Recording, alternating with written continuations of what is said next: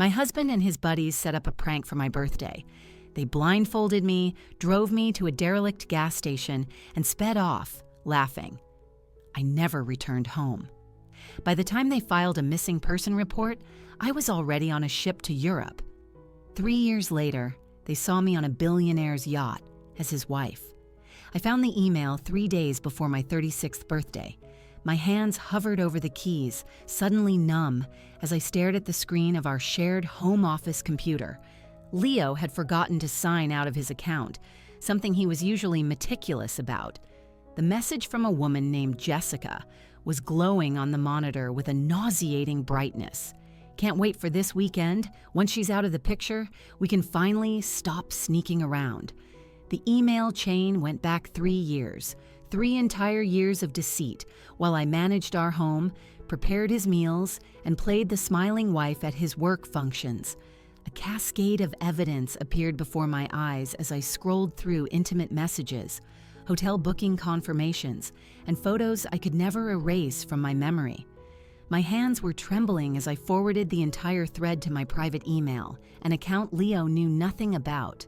Before we continue with this story of betrayal, strength, and reinvention, I'd like to invite you to become part of our community of survivors and thrivers. If you are drawn to stories about women who refuse to be broken by the cruelty of others, please consider subscribing. It's free and connects you with a network of people who know that sometimes the greatest revenge is a life well lived. Now let's get back to Maple Creek. I was moments away from being discovered when I heard his key in the front door. I quickly shut the browser, my heart pounding a frantic rhythm against my ribs. When he entered, I met him with the same kiss I had given him for 10 years of marriage. He had no idea that something within me had irrevocably shattered. "Working late again tomorrow," he said casually over dinner, his eyes avoiding mine. "Big project deadline." I nodded, watching him expertly twist spaghetti around his fork. "Of course, honey, I understand." The lie was so practiced, it came out as naturally as a breath. I found myself wondering just how many big project deadlines had actually been nights spent in Jessica's bed. That night, I lay beside him in the dark, staring at the ceiling, my thoughts racing. When had I become so completely invisible to him? What had I done to warrant this profound betrayal? The question swirled and then dissolved, leaving behind a single stark clarity. I deserved better. The next day provided an answer I wasn't looking for. I had left my job early, feeling physically ill from the stress and lack of sleep. Our house was at the end of a quiet suburban cul-de-sac, the kind with perfectly manicured lawns and 2-car garages. As I turned onto our street, I spotted Leo's car parked out front. Hours before he should have been home, I instinctively pulled into our neighbor's empty driveway instead of our own. I crept toward our house from the side, hearing voices coming from the back patio. Leo's distinctive laugh rang out, followed by the laughter of others. I crouched below the dining room window and carefully peered over the sill. 4 people were lounging around our patio set, sipping the expensive scotch I'd bought Leo for Christmas. It was Leo, Jessica, and his 2 closest friends, Mark and Ben. Ben's wife, Sarah, was nowhere to be seen, probably at home, just as oblivious as I had been until yesterday. "So it's settled then," Mark was saying, his words slightly slurred. "The birthday surprise. You sure this isn't too much?" Ben asked, though the smirk on his face completely negated his concerned tone. Leo shook his head. "It's the perfect plan. We blindfold her, drive her around for a bit to get her disoriented, and leave her at that old boarded-up gas station on Highway 87. By the time she manages to find her way back, she'll get the message. The message that you're done playing house with your boring wife?" Jessica cooed, sliding her hand onto Leo's thigh. My stomach twisted into a knot as Leo leaned in to kiss her. Right there, in our backyard, on the patio furniture I had spent a month picking out. "She's been so clingy lately," Leo sighed, pulling away from her. "Always asking questions, wanting to know where I am. This will shake her up, enough that when I tell her I want a divorce, she won't put up a fight." Jessica's face lit up with a triumphant smile. And then we can finally be together, out in the open. To getting rid of the problem wife, Mark declared, raising his glass. They all clinked their glasses together in agreement, laughing at my expense. I sank down below the window, my back pressed against the cold siding, the sound of my own heartbeat roaring in my ears. They weren't just planning to humiliate me, they were plotting to break my spirit. A cruel prank designed to make me more compliant for the divorce Leo wanted. That night, when Leo came to bed reeking of scotch and deceit, my decision was already made. Morning light streamed through our bedroom curtains as I stared at my open suitcase, which I had hidden in the back of my closet.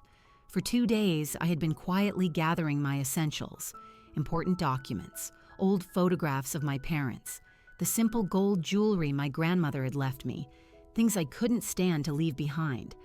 I had withdrawn our emergency cash, $6,000 from our joint account in small increments, being careful not to trigger any alerts.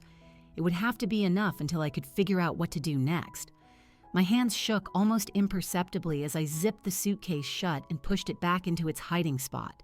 When I went into the kitchen, I found Leo making coffee, whistling a cheerful off-key tune. "Morning, sunshine," he said, his smile failing to reach his eyes. "Excited for your birthday tomorrow?"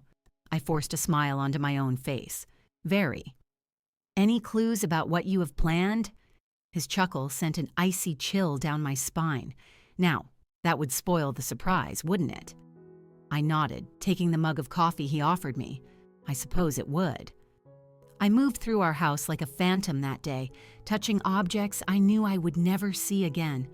The ceramic vase we had bought on our honeymoon in Italy, the soft throw blanket my mother had knitted for me before she passed.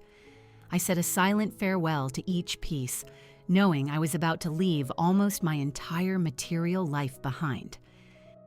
I made Leo's favorite dinner that evening, roast chicken with rosemary potatoes. He lavished praise on the meal, completely unaware of the tempest raging inside me. After we ate, I asked innocently about his friends. "Will Mark and Ben be joining us for whatever you have planned tomorrow?" "Might be," he answered non-committally. "Why?" I just shrugged. "No reason. Just curious. It feels like a while since we all did something together." Later, I made a phone call from the bathroom, with the shower running to mask the sound. I arranged for a private car service to pick me up at the abandoned gas station on Highway 87 at approximately noon the next day. The dispatcher was confused by the unusual location, but agreed after I offered to pay a premium. That night, I lay awake beside my husband of 10 years, memorizing the shadows on the ceiling and listening to the steady rhythm of his breathing. The man I had loved, the one I had built a life with and dedicated my youth to, was planning to humiliate and discard me. Silent tears slid down my temples, soaking into my pillow. Dawn broke on my 36th birthday, and I got up early to make breakfast. Pancakes with fresh strawberries and whipped cream, Leo's absolute favorite. He came downstairs looking smug and pleased with himself. "Happy birthday, babe," he said, kissing my cheek. "I've got something really special planned for today." "I can't wait," I replied, my voice surprisingly steady. At 11 o'clock, the doorbell rang. Mark and Ben were on our porch, grinning from ear to ear. Jessica wasn't with them. Even for their crude scheme, her presence would have been too obvious. "Happy birthday, Clara," Mark boomed, handing me a small, elegantly wrapped gift bag. Inside was an expensive silk scarf. The irony was immediate and sharp. This was intended to be my blindfold. "It's beautiful," I said, letting the smooth fabric slide between my fingers. "Why don't you try it on?" Ben suggested, his eyes glinting with a malicious sort of excitement. "Leo wants you to wear it for the surprise." I smiled and handed the scarf to Leo, turning my back to him. "Would you do the honors, honey?" As the soft silk covered my eyes and plunged my world into darkness, I felt Leo's hands at the back of my head, tying the knot tight. His fingers lingered for a moment on my shoulders. "Ready for the best birthday surprise of your life?" he whispered in my ear. I nodded, letting them lead me toward what they believed would be my greatest humiliation. but what I knew was my final escape. "Absolutely ready," I answered, with the first genuine smile I'd had in days. "Almost there," Leo announced as the car slowed to a halt. The blindfold was still tied securely around my eyes, but I had been counting the minutes. 47 since we left the house. Long enough to be disorienting, just as they had intended. The car door opened. Leo's hand, warm and so familiar, guided me out and onto a patch of gravel that crunched under my feet. The smell hit me right away, stale gasoline, dry dust, and the damp scent of decay. The forgotten gas station on Highway 87, exactly as I'd overheard. "Ready for your surprise?" Mark asked, his voice thick with poorly suppressed laughter. "I can't wait," I said, my voice holding steady even as my heart hammered against my chest. Rough hands, Ben's I guessed, spun me around 3 times. I made a show of stumbling, playing my part in their cruel theater. Then, with a dramatic flourish, Leo whipped off my blindfold. The abandoned gas station looked even more decrepit up close than I had imagined. Smashed windows stared out like vacant eyes from the weathered building. Faded signs advertised cigarette brands that probably hadn't been sold in decades. We were miles from any sign of civilization. "Surprise!" The 3 of them yelled in unison, doubling over with laughter. I carefully arranged my features into a look of confusion. "I don't understand. What is this?" "It's a test," Leo said, his eyes cold even as he smiled, "to see if you're as resourceful as you always claim to be." Mark held up my cell phone, which they must have taken from my purse before we left the house. No cheating. "You guys can't be serious," I said, letting a tremor creep into my voice. "You're just gonna leave me out here?" "Don't worry," Ben chimed in with a grin. "Someone's bound to drive by, eventually." The 3 of them started backing toward the car, still chuckling. I was counting on what happened next, their complete and utter confidence in my helplessness. "Leo, please," I called out, a perfect picture of desperation. "Don't do this. It's my birthday."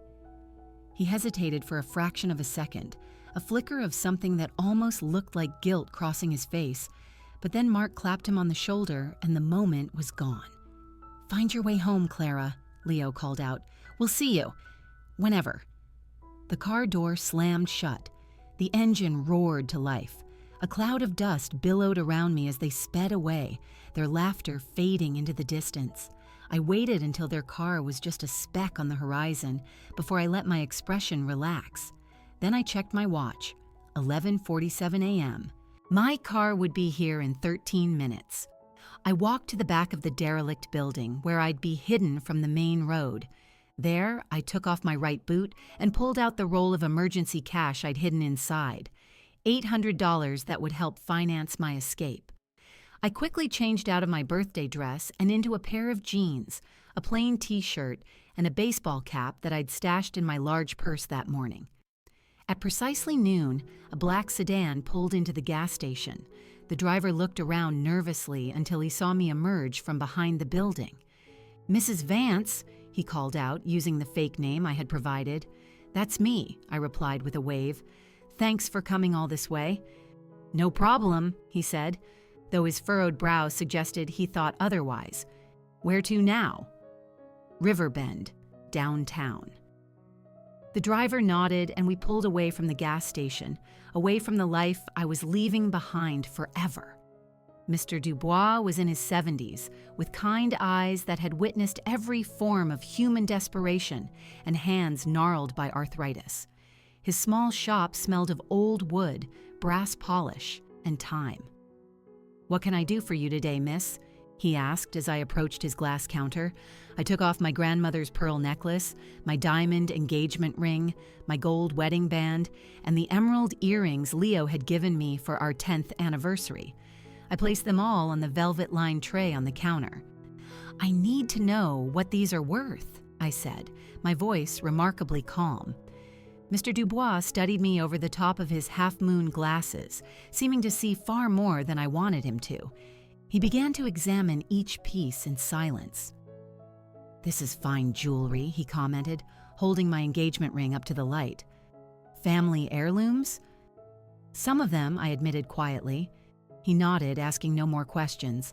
After a careful inspection, he named a price that was fair, more than fair. "I can offer you $8,500 for the lot," he said. "Though I have a feeling they mean more to you than money." I swallowed against the lump in my throat. Not anymore. Something in my face must have told him a part of my story. Mr. Dubois disappeared into a back room and returned with something I never expected, a small, compact handgun. "I don't normally do this," he said in a low voice, "but a woman traveling alone ought to have some protection." He gently pushed it across the counter. "It's registered and legal. Consider it a discount on the jewelry." I stared at the weapon, then back at his face. "How did you know I was leaving?" 30 years in this business," he replied with a sad smile. "I know the look of someone who needs a new beginning." I accepted both the cash and the gun, tucking the latter deep inside my purse. "Thank you." He just gave me a single firm nod. "Good luck, wherever you're headed."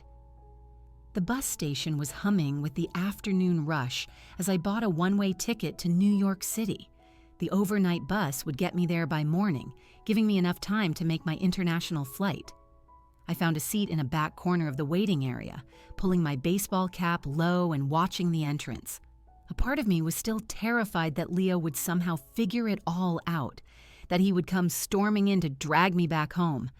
But as the hours ticked by and my boarding time approached, I began to believe that I might actually get away. The bus pulled out of the station just as dusk was settling. As the familiar storefronts and street signs of my hometown slipped away into the growing darkness, I felt something I hadn't expected, an overwhelming wave of relief. No more pretending, no more crying myself to sleep, no more wondering when the next lie would come. In New York, I used a small internet cafe to check in for my flight and print my boarding pass. I'd booked it under my maiden name, Anna Vance, and paid in cash through a travel agency that specialized in discreet arrangements. The flight to Paris wasn't direct. It had a layover in Iceland, which I hoped would make me harder to trace. At JFK, the security agent barely glanced at my passport. Mr. Dubois' gift had been safely mailed ahead to a post office box I had arranged in Paris. Within hours, I was in the air, watching the lights of America shrink and disappear beneath a blanket of clouds. The Parisian hostel was in Le Marais. It was shabby but clean, with a shared bathroom down the hall and a narrow bed that creaked with every slight movement. I sat on its edge that first night, listening to the unfamiliar symphony of the city, filtering through the thin window pane. French conversations drifted up from the street below. Someone was playing an accordion in the distance, and the rich smell of fresh bread from the bakery downstairs filled the air. I had done it. I had actually escaped. My hands trembled as I opened the burner phone I'd bought at the airport. No calls, no texts. Back in America, Leo was probably just getting home, expecting to find me there, humiliated and broken, ready to accept whatever scraps of a life he decided to offer me. And here I was, an ocean away, free. A sudden, sharp terror gripped me. What had I done? I had no job, no real plan, a finite amount of money, and I barely spoke the language. I was utterly alone in a foreign country. But then, a thought surfaced. Hadn't I been alone for years already? Married, but isolated. Present, but unseen. I walked to the window and pushed it open, letting the cool Parisian night air wash over my face. The spires of Notre Dame glowed against the dark sky, a silent beacon. Somewhere nearby, someone laughed, a sound of genuine, unbridled joy. For the first time in years, I allowed myself to imagine a future that I could shape with my own two hands. The thought was terrifying, it was exhilarating, and it was mine. Morning light filtered through the thin curtains of my hostel room, illuminating dust motes dancing in the air. I had been in Paris for 2 weeks, and my funds were shrinking faster than I had anticipated.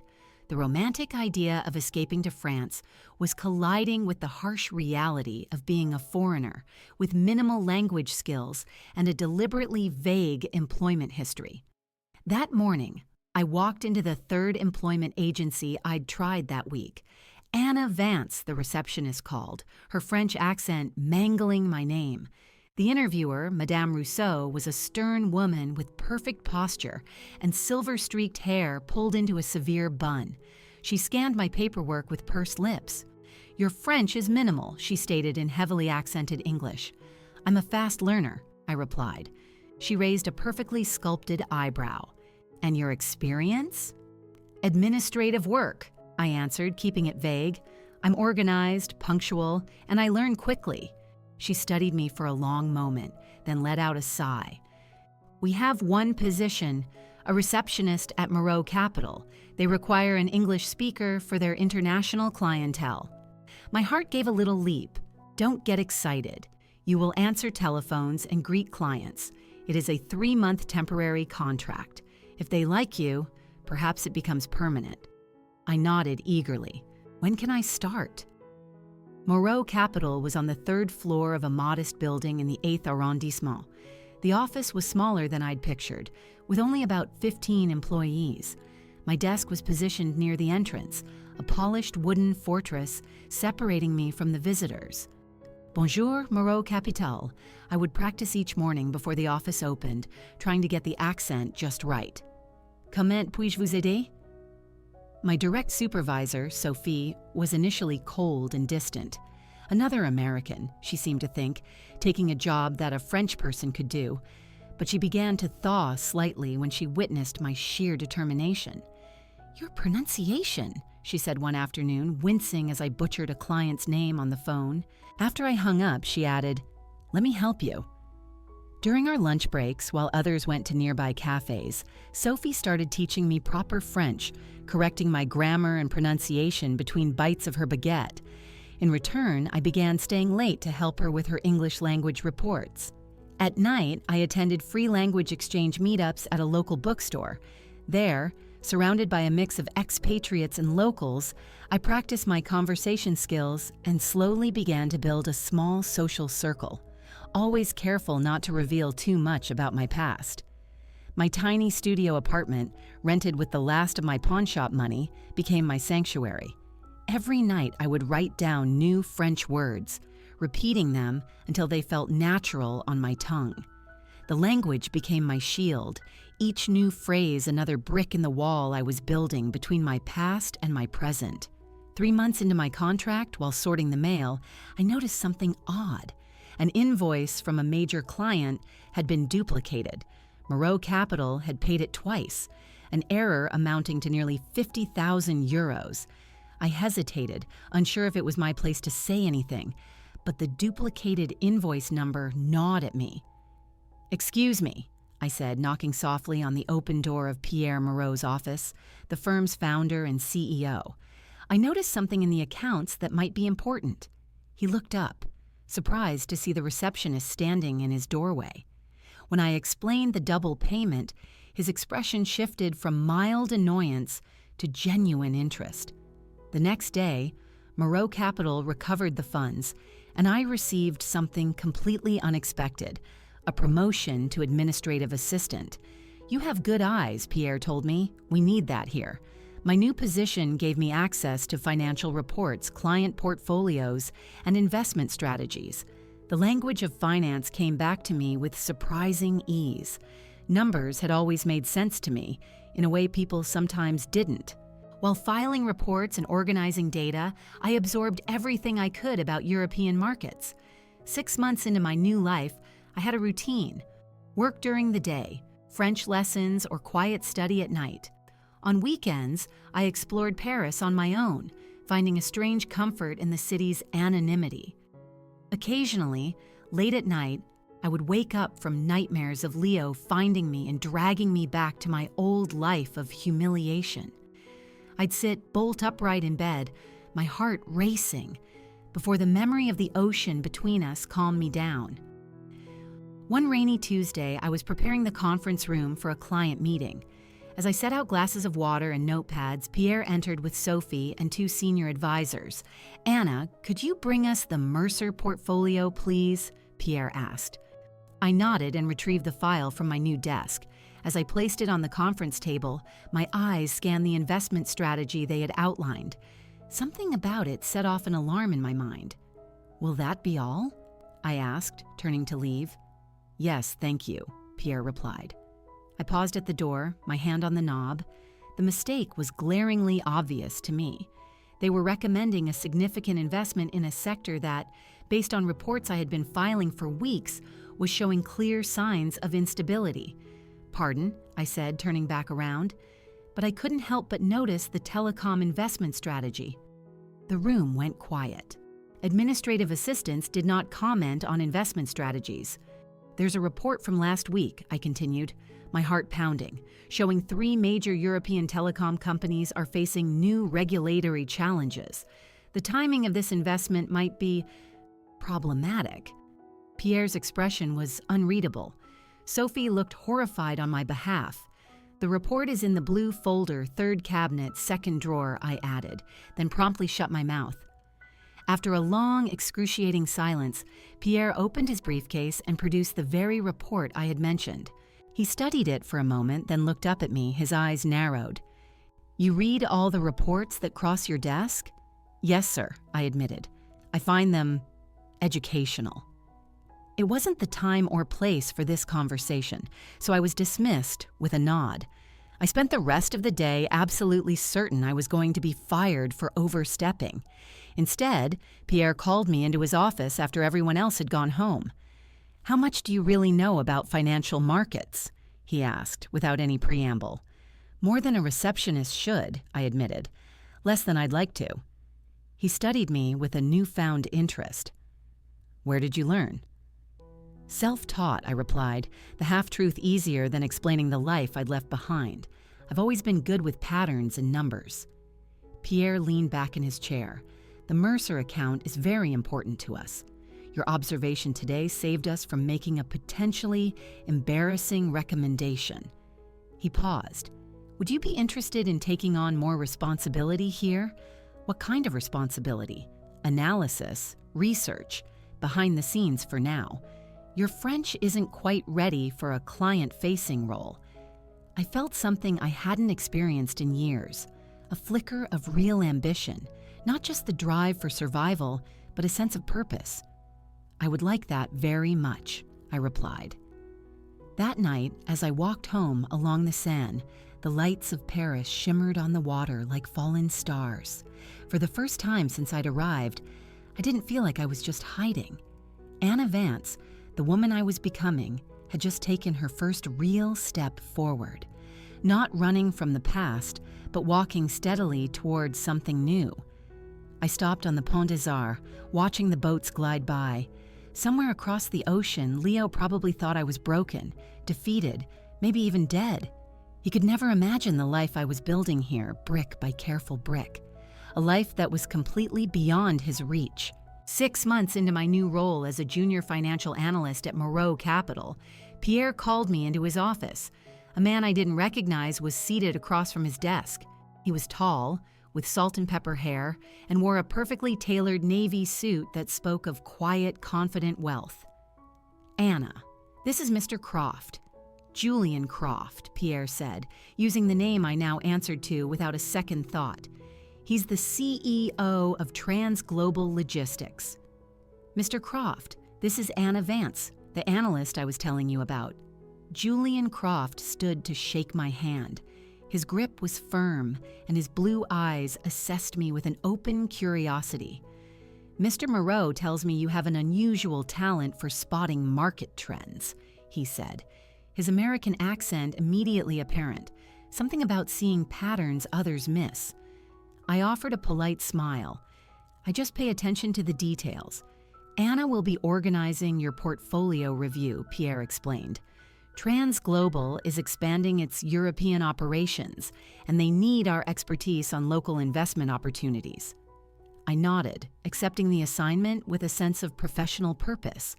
It was the largest account I'd been given, a clear sign of Pierre's growing trust in me.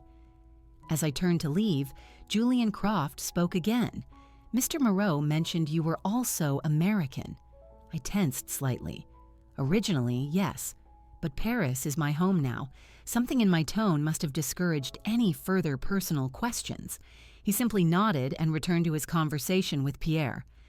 TransGlobal's portfolio was enormous, a sprawling web of shipping operations, property investments, and stock holdings. I spent weeks immersed in the data, creating comprehensive analyses of their current positions and identifying potential vulnerabilities.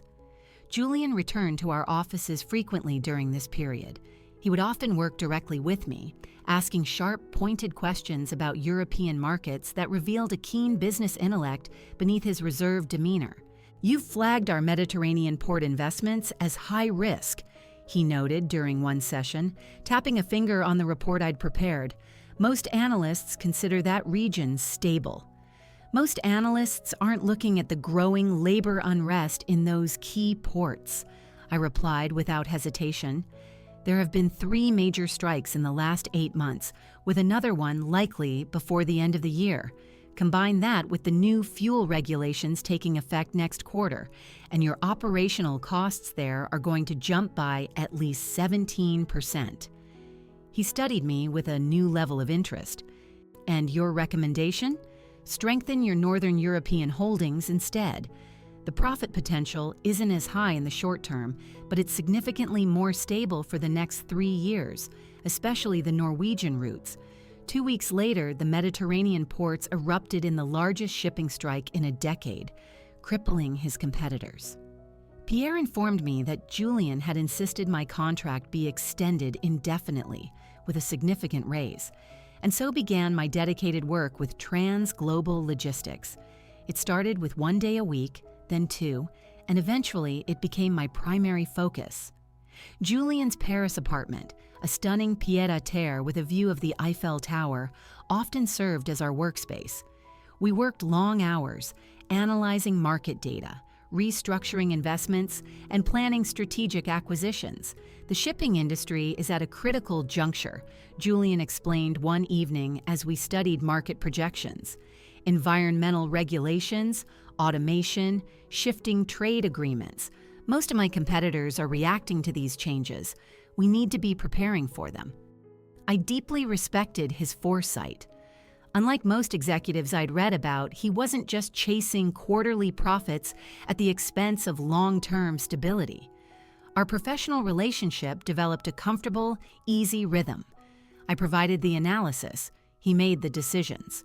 We rarely spoke of personal matters, an unspoken arrangement that suited us both, until the market crashed. It started with the collapse of a major Asian bank, triggering a domino effect across global markets. Companies panicked, selling off assets at devastating losses. "Everyone is liquidating," Julian said during an emergency late-night call, his voice tight with stress. "The board wants us to do the same." "Don't," I replied immediately. "This is exactly the time to acquire, not sell. Anna, we could lose everything, or we could emerge twice as strong." I pushed forward, referencing a contingency analysis I'd prepared months earlier. "These specific shipping companies will be available for a fraction of their actual value. Their routes are a perfect complement to yours." The silence on the line stretched on. I knew I had overstepped. I was an analyst telling a CEO how to run his billion-dollar company in the middle of a global crisis. "If you're wrong," he finally said, his voice grave, "we both lose our careers." "I'm not wrong." 3 days later, while competitors were frantically selling off their assets, TransGlobal began a careful, strategic acquisition campaign. 6 months later, when the markets finally stabilized, they had doubled their fleet size at a minimal cost. The company's value had tripled. The financial journals called it an act of strategic genius. Only Julian and I knew the truth, that a woman who had once been abandoned at a gas station had orchestrated one of the most successful corporate expansions in recent history. Our relationship shifted subtly after that.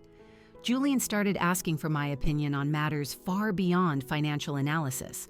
We began having occasional dinners together after late work sessions, and our conversation slowly expanded beyond business to books, travel, and cautious glimpses into our pasts. I revealed very little about my life in America, only that I had left after a difficult divorce.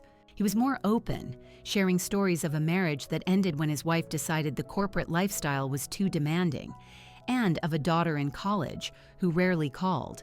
One evening, after a particularly successful acquisition, he opened an expensive bottle of champagne in his apartment. To unlikely partnerships, he toasted.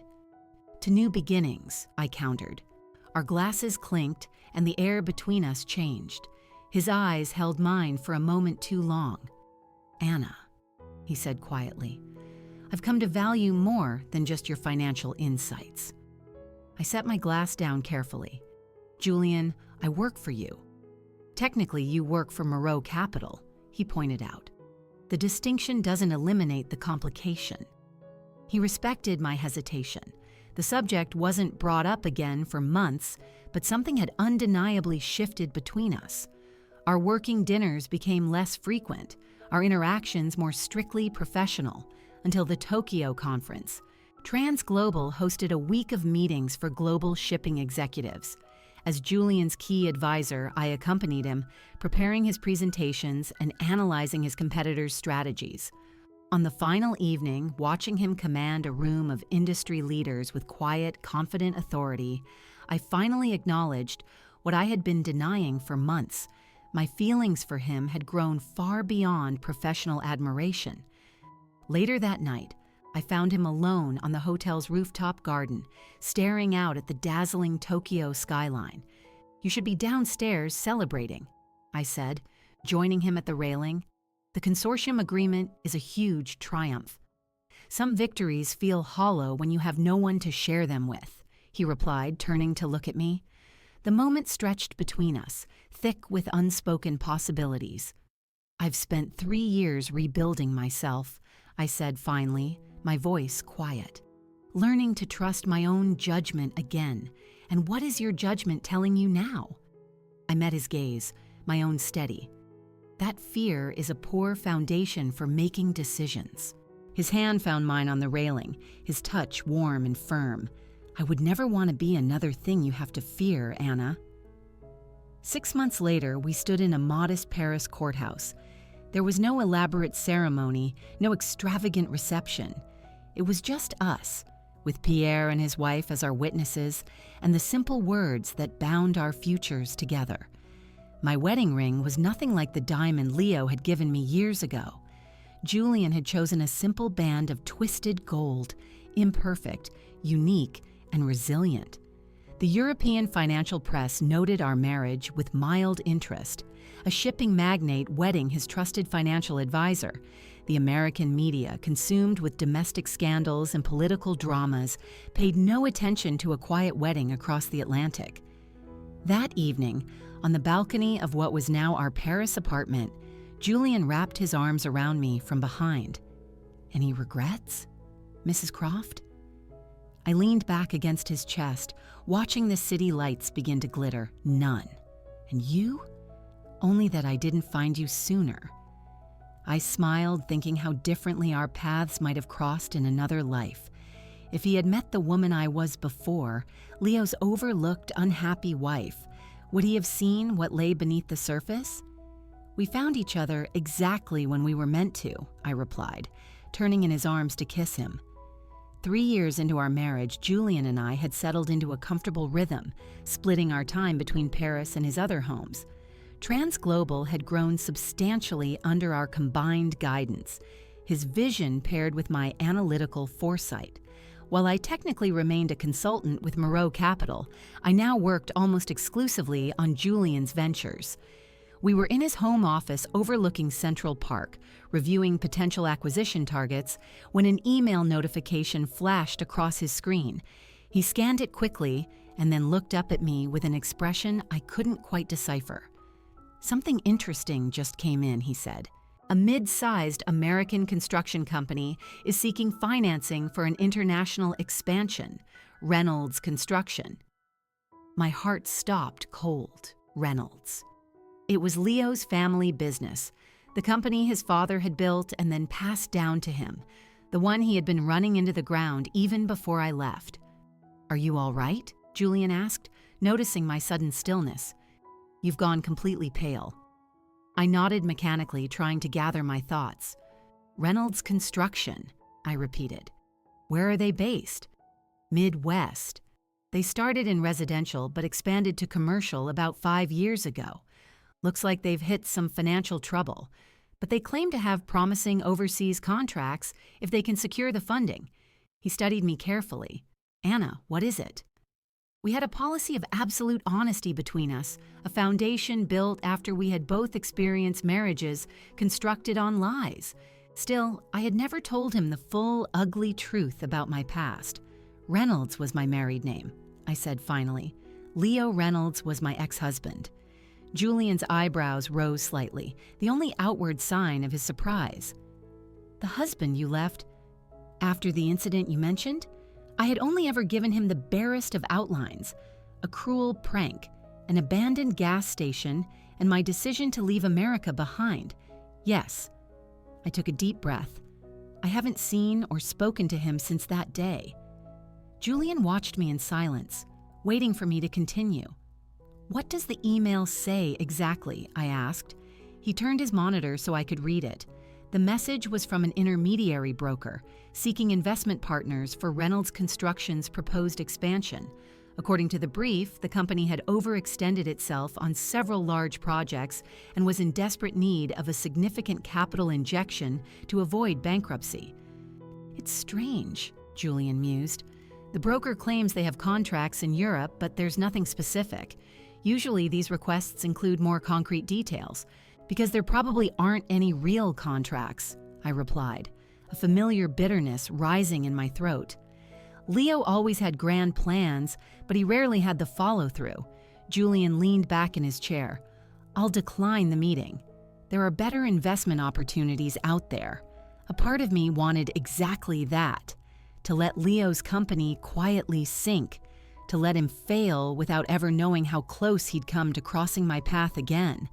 But another part of me, the part that had spent years rebuilding itself, wanted something else. "No," I said, surprising even myself. "Take the meeting.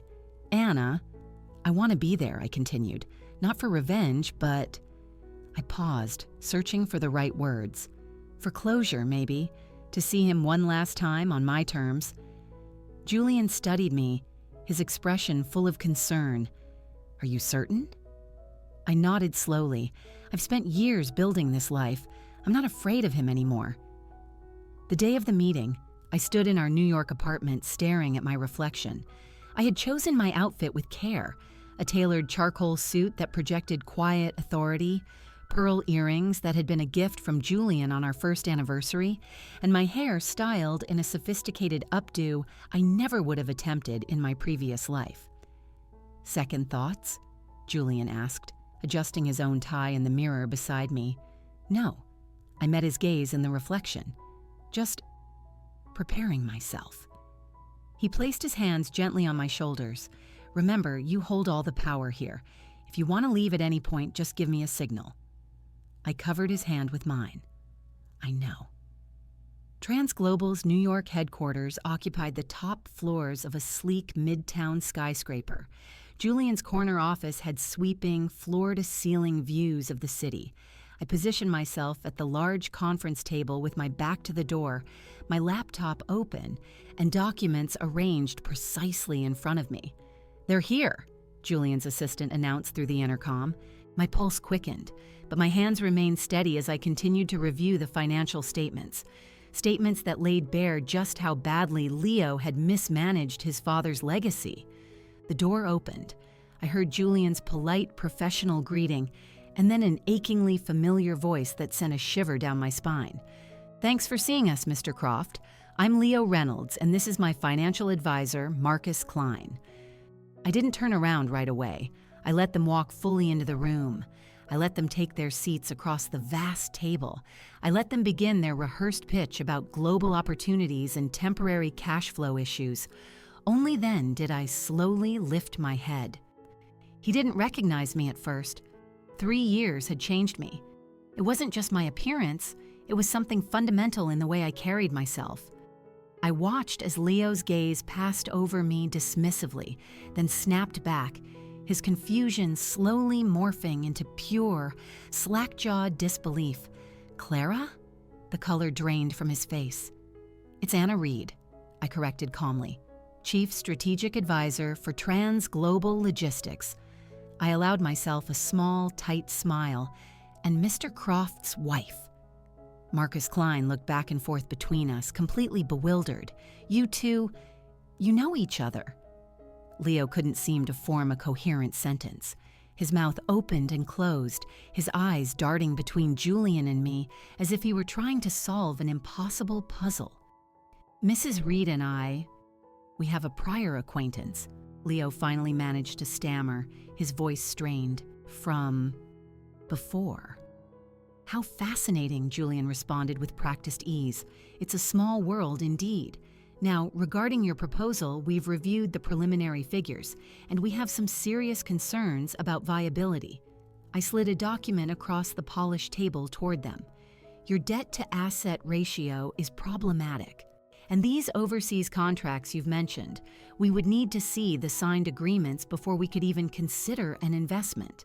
Leo just stared at the document, not really seeing it.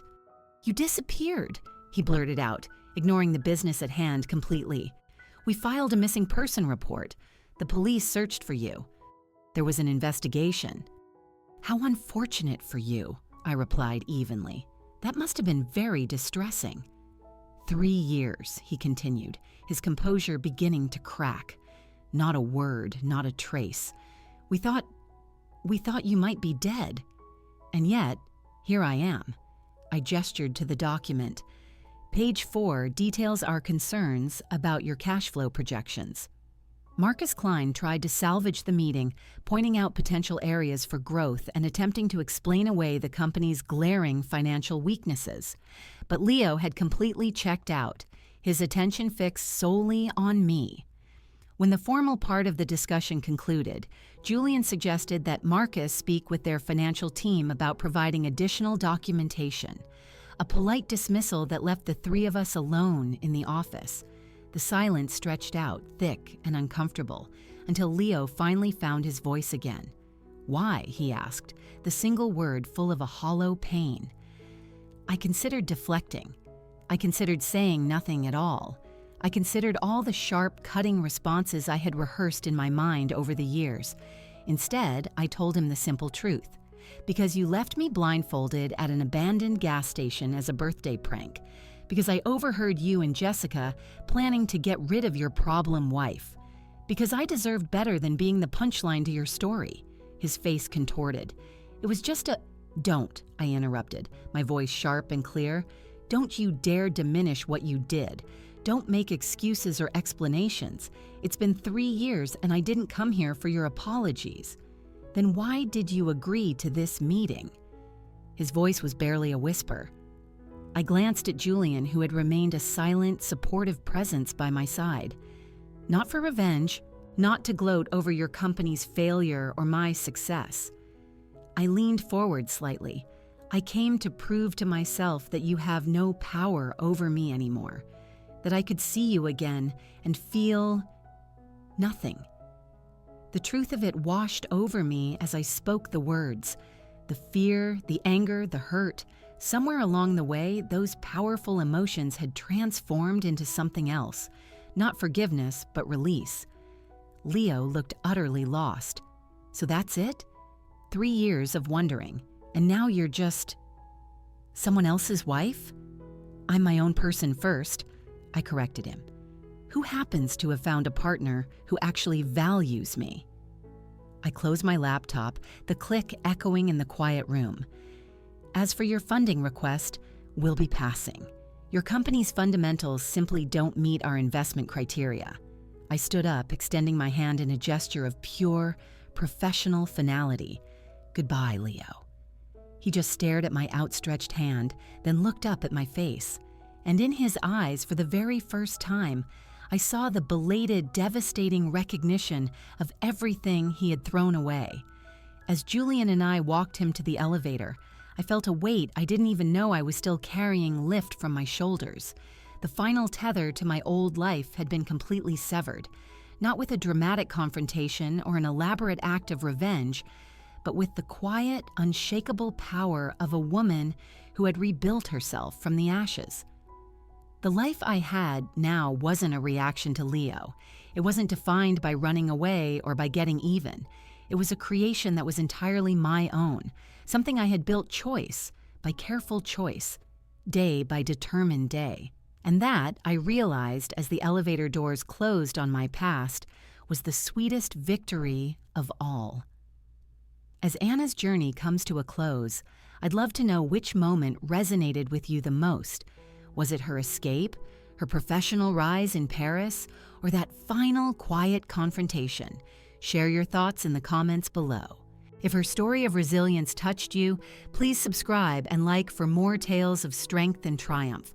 Your support means everything to us. End of story.